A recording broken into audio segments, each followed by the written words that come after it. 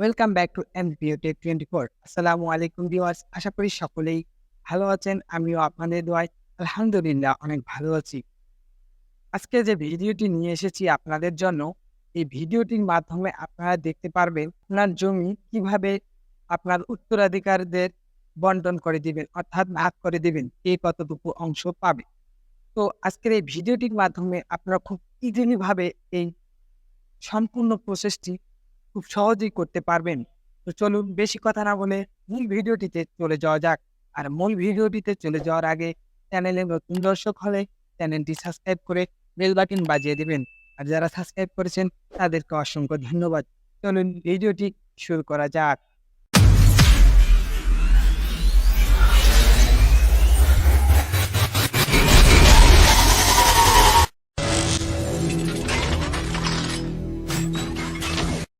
Computer স্ক্রিনে চলে আসার পর আপনারা সর্বপ্রথম যেকোনো একটি ব্রাউজার ওপেন করে নেবেন।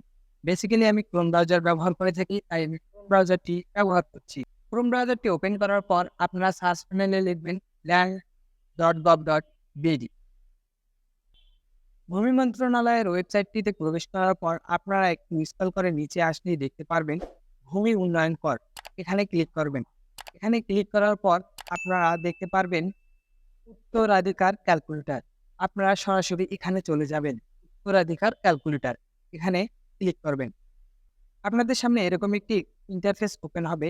এরকম ইন্টারফেসটি ওপেন হওয়ার পর আপনারা সরাসরি এখানে দেখতে পারবেন আত্মীয় স্বজনের তালিকা। এখানে আপনার জমি কাকে দিতে, আত্মীয় স্বজনের তালিকায় ক্লিক করার পর আপনি আপনার জমি বন্টন করবেন। কাকে কাকে দিতে যাচ্ছেন সেটা এখান থেকে বেছে নেবেন। তো আপনি ধরেন আপনার স্ত্রী রয়েছে, আপনি এখানে ক্লিক করলেন। এরপর আপনার পুত্র রয়েছে, পুত্র কতজন? ধরেন ২ জন রয়েছে আপনার পুত্র। এখানে ক্লিক করে আপনি ২ লিখে দিবেন।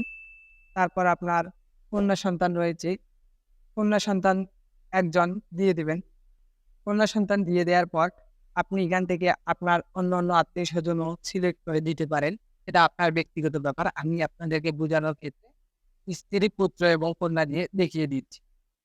তারপর এখানে আপনার জমির পরিমাণ দিয়ে দিবেন। জমির পরিমাণ ধরেন আপনার ২০ শতক জমি রয়েছে, ২০% জমি রয়েছে। তো আমি ২০% লিখে দিলাম। তারপর এখানে আপনাদের স্বর্ণ থাকলে স্বর্ণর পরিমাণটা দিয়ে দিবেন। রৌপ্য থাকলে রৌপ্যর পরিমাণটা দিয়ে দিবেন। তারপর মুদ্রা যদি থাকে মুদ্রার পরিমাণটা দিয়ে দিবেন।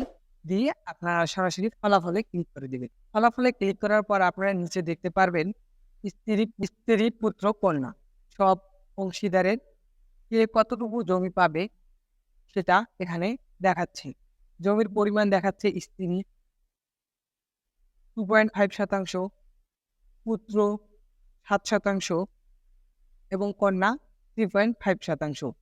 তো এভাবেই আপনারা খুব ইজিলি ভাবে আপনার জমির পরিমাণটা সিলেক্ট করে কে কতটুকু পাবে এই উত্তরাধিকার ক্যালকুলেটরের মাধ্যমে আপনারা দেখতে পারবেন। আজকের ভিডিওটির মাধ্যমে যদি আপনারা বিন্দুমাত্র উপকৃত হয়ে থাকেন তাহলে অবশ্যই চ্যানেলটি সাবস্ক্রাইব করে বেল বাটন বাজিয়ে দিবেন এবং ভিডিওটি শেয়ার করে অন্যদের দেখার সুযোগ করে দেবেন। দেখা হচ্ছে পরবর্তী ভিডিওটিতে। সে পর্যন্ত সকলেই ভালো থাকবেন, সুস্থ থাকবেন। আল্লাহ হাফেজ।